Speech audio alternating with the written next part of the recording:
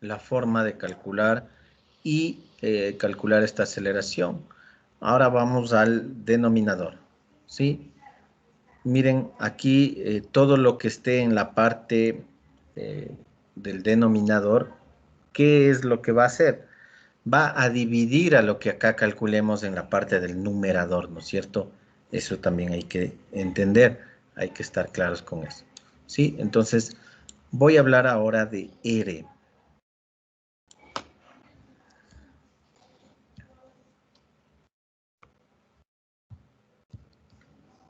¿Sí?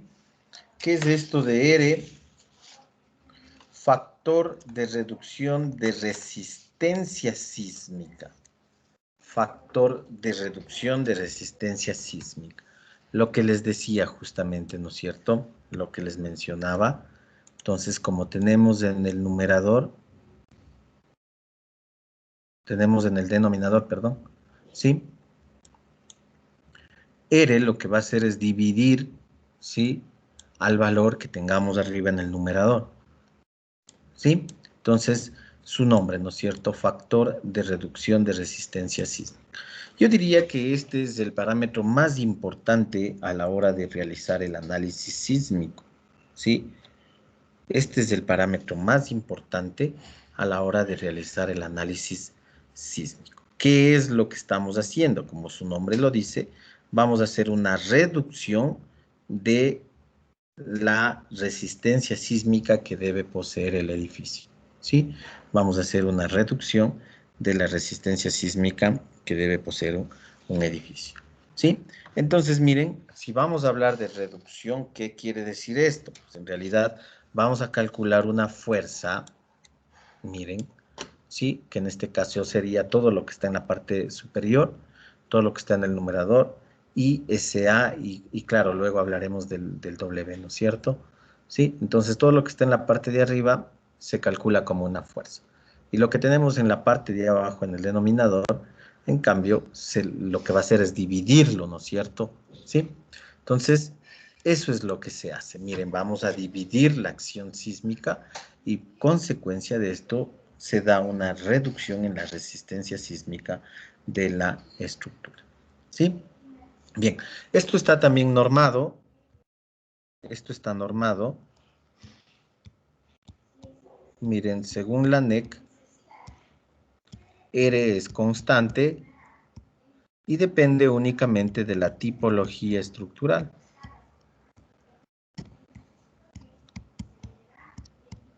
¿Sí? R es constante y depende únicamente de la tipología estructural. Yo diría que esto es una debilidad de nuestra norma, ¿sí? Es una debilidad de nuestra norma. Y eso, miren, ocurre en nuestra norma y tal vez en otras normas de otros países ya se está corrigiendo esto, ya se ha corregido, ¿sí? Ya se ha corregido, porque hay que entender que R depende del periodo y también depende del tipo de suelo. ¿Sí? Y si R depende del periodo, pues R no puede ser constante. Sin embargo, nosotros en nuestra norma lo tenemos como constante. ¿Sí? Entonces, hay que estar claros respecto a esto. ¿Sí? Entonces, R, miren, les voy a presentar primero las tablas, luego vamos analizando. Miren, R, como les digo, es un valor constante y según nuestra norma, que siempre les insisto, es una debilidad de nuestra norma, ¿sí? La presenta como un valor constante, dependiendo únicamente de los sistemas estructurales. Entonces, usted puede chequear aquí los sistemas estructurales disponibles para el análisis. Entonces, tenemos los sistemas duales, ¿sí? Estos sistemas, se podría decir, son los más resistentes, los más rígidos, ¿sí? Estos sistemas duales adecuados cuando se trabaja ya con edificios en altura, digamos en mediana altura, hablando desde los tal vez 8, 9, 10 pisos, ¿sí? 11, 12 pisos en adelante, ya se requieren estos sistemas duales. Estos sistemas duales combinan los pórticos conformados por vigas y columnas, también con pórticos que incluyen muros, muros de corte, o también los denominados diafragmas.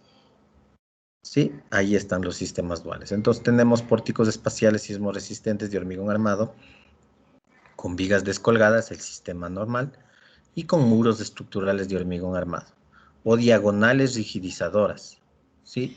Sistemas duales. Lo que habíamos visto, ¿no es cierto?, la inclusión de diagonales e incluso de otros materiales, que así es como funcionan de forma más eficiente. Habíamos visto con ustedes en los pórticos, ¿no es cierto? ¿Sí? Entonces, usted va determinando el sistema estructural con el que va a trabajar y va asignando el valor de R, ¿sí?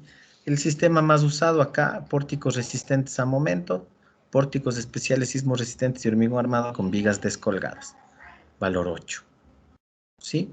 Otros sistemas estructurales de edificación, y aquí hay otros también, ¿no es cierto? Se supone que están clasificados en sistemas dúctiles, ¿sí? Bajo estos esquemas, y los sistemas de ductilidad limitada, ¿sí? Entonces, a partir de esta clasificación, usted determina el valor. Ahora, ustedes pueden ir viendo, para los sistemas clásicos que se utilizan en edificios, pórticos resistentes a momentos y sistemas duales, miren, el valor es 8. Aquí aparece un valor de 7.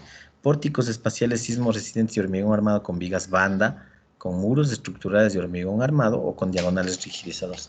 Un sistema no tan usado, ¿no? Porque en realidad ya vigas banda, pues poco, ¿no? Ya no se está haciendo este tipo de sistemas, pues, porque en realidad no son los adecuados a la hora de un análisis sísmico, ¿sí? Y justamente qué es lo que hacemos en nuestra zona, ¿sí? En nuestro país. Sin embargo, todavía hay la opción. Pero miren, a lo que iba, ¿no es cierto? Los valores, en este caso es 8, 8, 7, 8, 8. Para estos otros sistemas, en realidad son sistemas no tradicionales, no tan usados, ¿sí?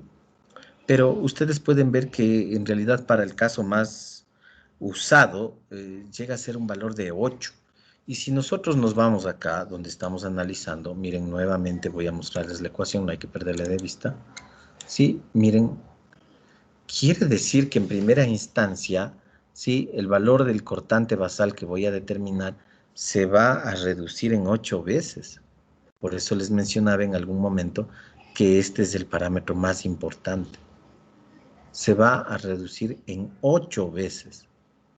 Entonces nosotros vamos a determinar una acción con los parámetros del numerador, ¿sí? Todo lo que está arriba, y luego lo vamos a dividir en 8 veces. ¿Por qué hacemos esto? No sé si alguien tiene una idea. ¿Por qué dividimos para 8? ¿Por qué reducimos la resistencia sísmica? ¿Por qué reducimos la fuerza sísmica que en este caso se está determinando? ¿Alguna idea? Mm, Dígame. Tal vez sea porque estos tipos de estructuras con coeficientes altos de reducción son las que soportan mejor a los sismos, entonces es como que los disipa de una mejor manera y por eso la fuerza sísmica se vería reducida. Pues en términos generales, sí, no.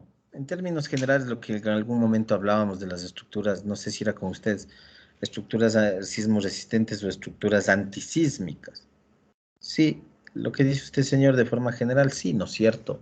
Pero ya de forma más específica, miren, nosotros debemos hablar de lo que se conoce como filosofía de diseño sismo resistente. ¿Sí?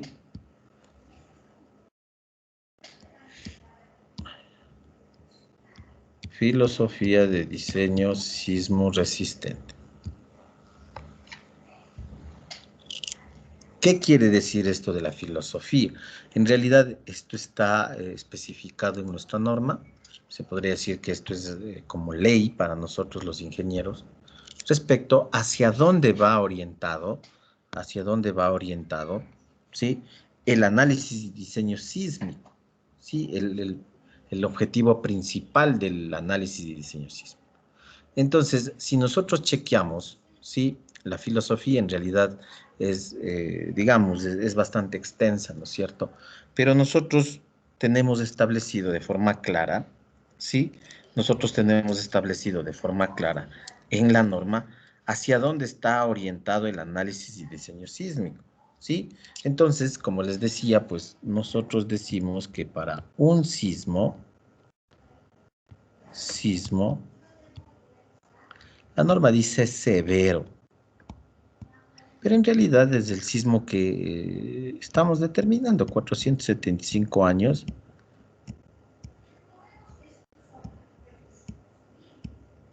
de periodo de retorno, ¿sí? El sismo el más crítico para el caso de las estructuras normales. Entonces, ¿qué pasa con este evento cuando se presenta el evento de diseño que estamos, en este caso, el más crítico? Sí, la filosofía dice que yo voy a tener daños, ¿no es cierto? Digamos aquí, elementos estructurales, ¿sí? Yo le pongo aquí grandes daños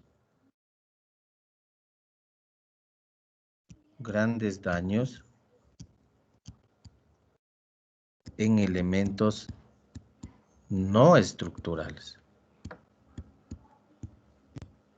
¿sí? O sea, estamos hablando de que tenemos que hacer un diseño para que la estructura incursione en el rango no lineal, es decir, la estructura se dañe, ¿sí? Tenemos aquí una salvedad y decimos, la estructura no debe colapsar, ¿sí? La estructura no debe colapsar. Y es la única salvedad que tenemos. De ahí se supone que nosotros realizamos nuestro análisis para que la estructura incursione en el rango no lineal, para que la estructura se dañe. Entonces nosotros debemos plantear el modelo de cálculo para que esto se cumpla. Ahora ustedes me dirán, pero no se supone que, o sea, no le veo tan lógico pues que tenga que la estructura dañarse. ¿Sí? ¿Qué dicen ustedes? Miren, vamos a hacer mañana y eso hay que entender bien y por eso yo me demoro un poco en esto porque necesito que desde aquí ustedes lo tengan claro. Sí, vamos a hacer mañana una inversión, ¿no es cierto?, para un edificio, digamos, de 10, 15 pisos. Tal vez unos 3, 4 millones de dólares, ¿no es cierto? Se va a construir en Quito, ¿sí? Y posiblemente el propietario no entiende esto que estamos hablando en este momento. Tampoco tiene por qué saberlo, ¿no es cierto? ¿Sí? Esto lo conocemos nosotros los ingenieros. Entonces le van a construir, le van a contratar a usted, le van a decir, necesito el diseño estructural. Pero hay que saber explicar esto. Por eso también hoy en día existen otras metodologías de análisis justamente para dar un mejor entendimiento de hacia dónde está orientado el diseño sísmico. Entonces, miren, nosotros vamos a diseñar justamente cumpliendo la filosofía. Y esta filosofía en realidad es ya una norma que muchas veces no tiene mucho que ver con el tema técnico, ¿no es cierto? Sino ya tiene que ver con el tema socioeconómico de nuestro país.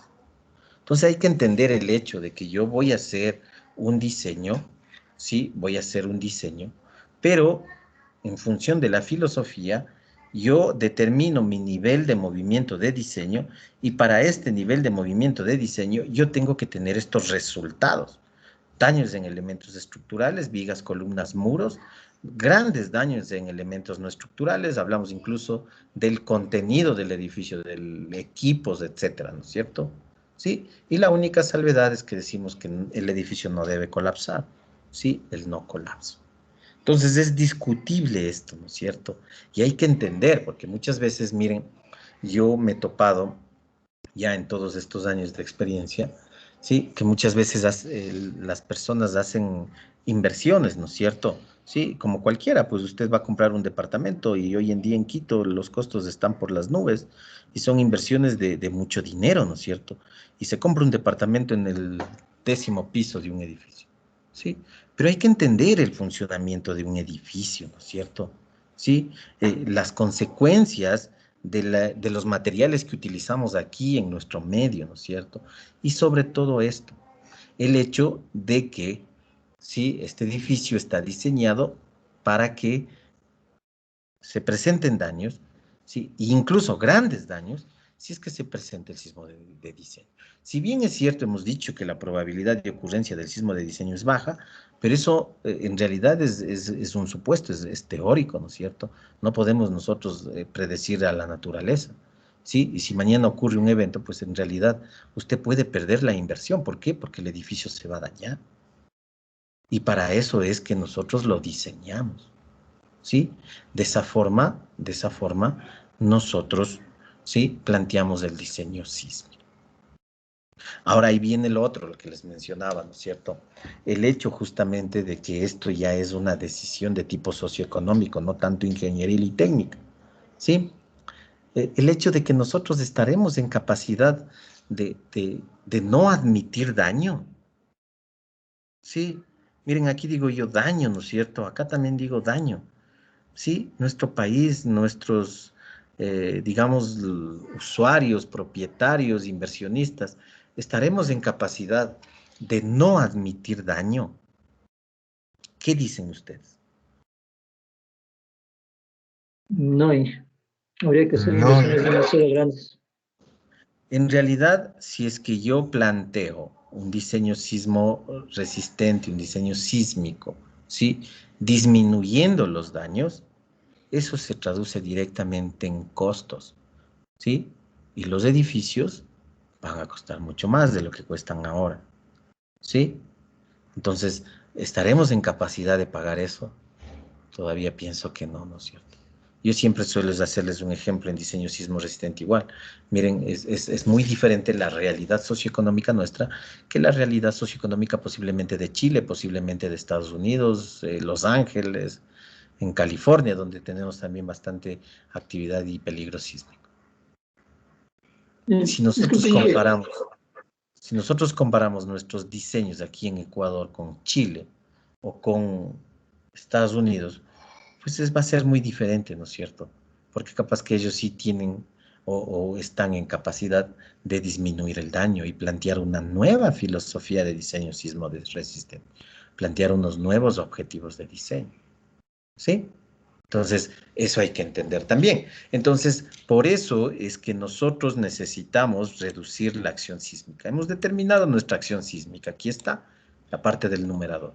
Pero la vamos a reducir. Y como ustedes ven, se la reduce hasta en 8 veces. Entonces, ¿qué es lo que vamos a hacer nosotros? Nuestro diseño con una acción sísmica reducida a 8 veces. ¿Sí? Así queda, ¿no es cierto? Y cuando se presente la acción de diseño, la real, ¿qué es lo que va a pasar? Mi edificio no va a tener capacidad porque está diseñado con una fuerza sísmica menor. Y como no tiene capacidad, se va a dañar. ¿Sí? Y con esto estamos cumpliendo lo que dice la filosofía del diseño sismo resistente. Ahora, claro que no es que se va a dañar y ya, ¿no es cierto? O sea, esto también tiene su componente técnico, ¿no es cierto? Entonces, miren, reducir la resistencia sísmica a partir del factor R está permitido siempre y cuando, ¿sí? Siempre y cuando, ¿sí? Mi estructura, mi edificio,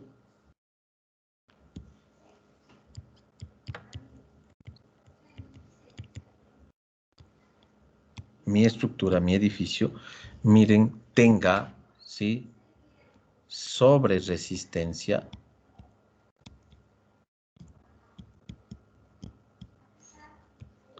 redundancia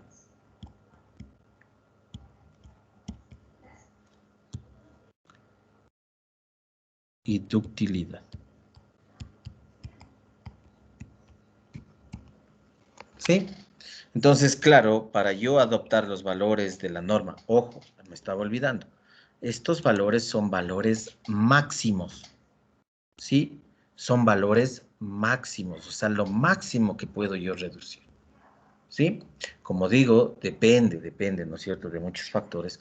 También el usar valores menores y estaría bien si utilizo valores menores. Tendría yo diseños más conservadores. Digamos, en vez de usar 8, uso 6, ¿sí? Pero claro, no estoy reduciendo tanto la acción sísmica. Y consecuencia de ello, hay que entender también que todo se traduce en costos, ¿sí? Todo se traduce a costos. Entonces les decía, esto es permitido, realizar la reducción es permitido, siempre y cuando mi edificio posea sobre resistencia, ductilidad, redundancia. ¿Sí? Entonces, el edificio tiene que ser diseñado bajo estas condiciones para poder acceder a la reducción, si fuera el caso, la reducción máxima, ¿sí? De la resistencia sísmica. ¿Sí? Estamos. Ahora, ¿qué es esto de sobreresistencia? No sé si alguien tiene alguna idea.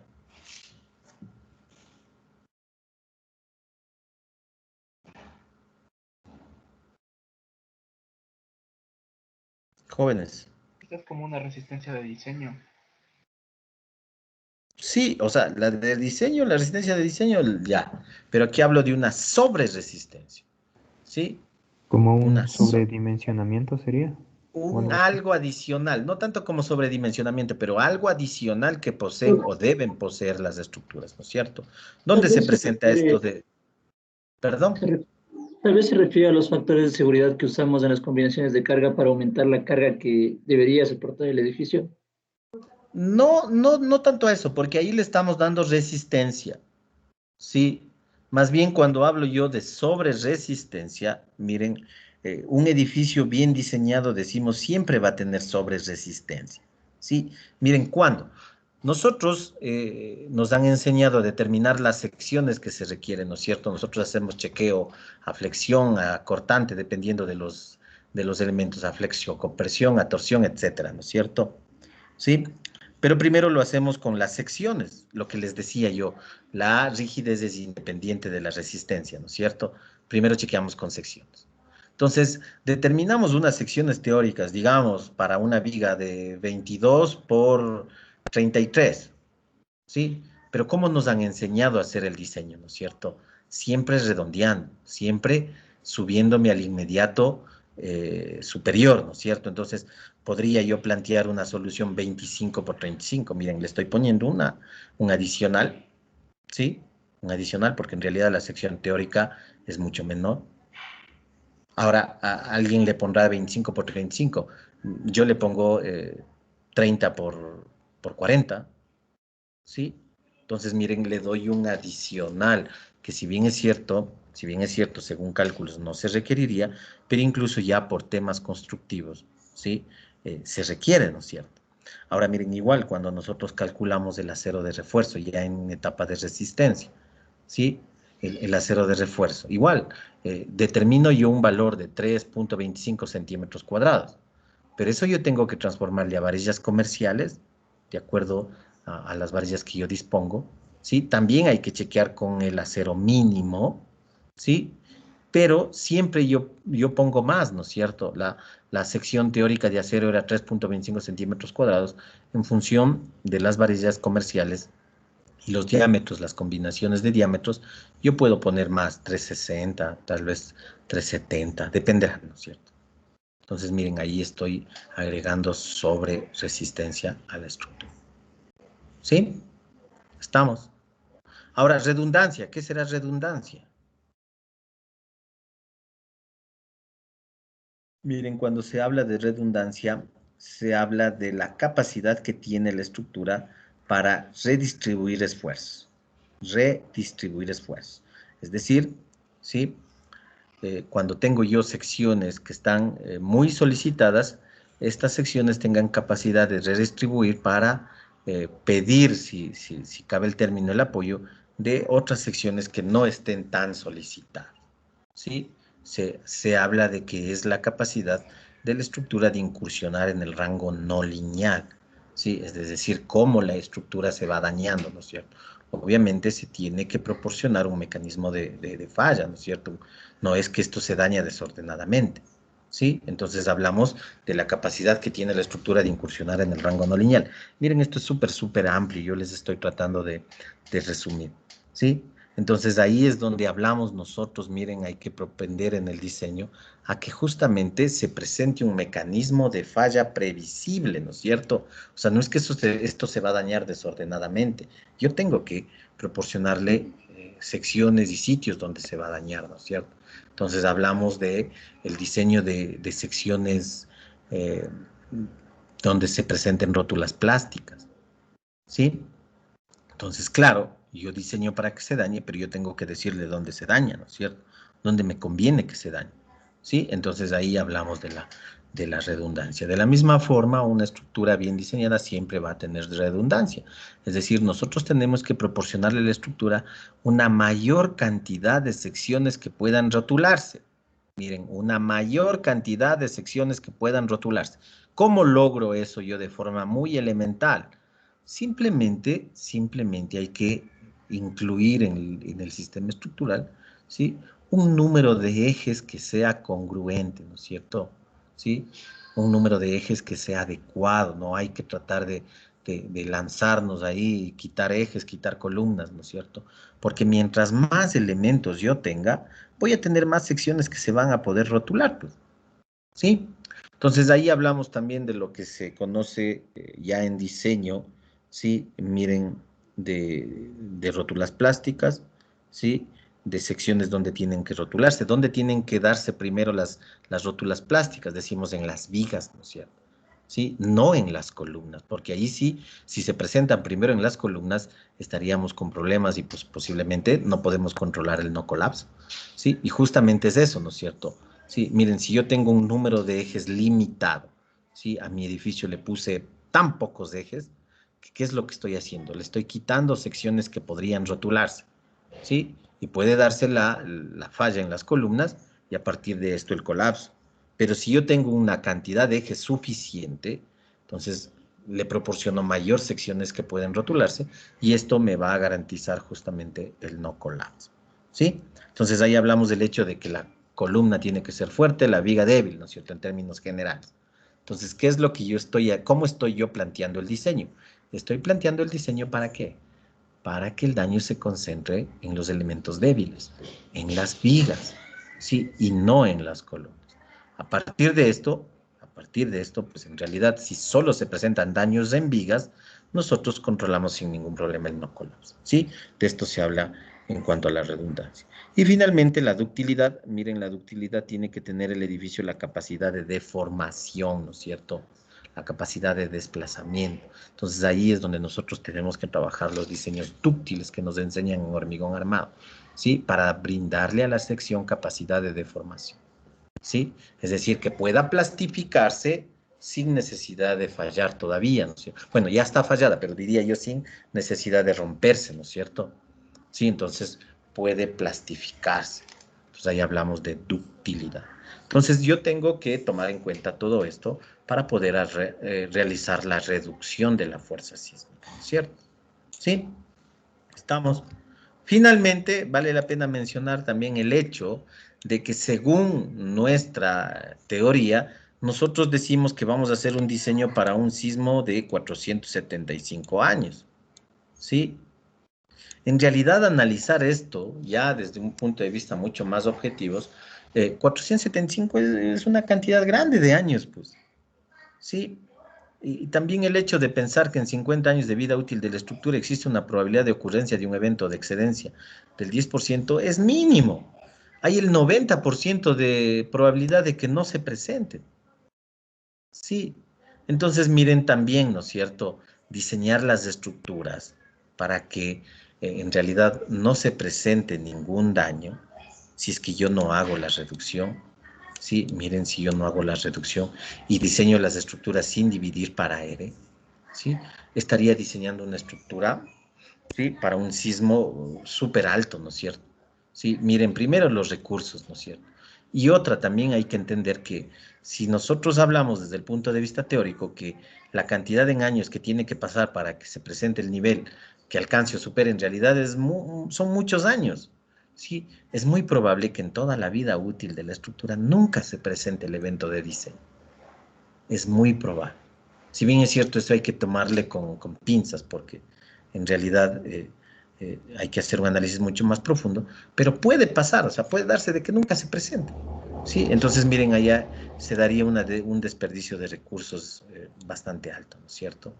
Y adicional, como digo, sí, ahí nos vamos al campo del diseño sismo resistente, pues nosotros disipamos la energía del sismo a través de deformaciones, a través de desplazamientos. Entonces, más bien la estructura con estas características, incursionando en el rango no lineal, es como disipa la energía del cis. ¿Sí? Bueno, me pasé un poquito. Jóvenes, esto es muy amplio, estamos viendo los conceptos generales nada más. Sí, hay que complementar, si pueden lean la norma, sí, y van aclarando por ahí si es que se les quedó algo como, no, como duda, ¿sí? De todas maneras, continuamos la siguiente clase y cualquier inquietud, igual, por favor, no duden en hacerlo, ¿sí? ¿Estamos? Listo, Sí, sí. muchas gracias. Muchas gracias. Bueno, terminamos ahí. Gracias a ustedes también.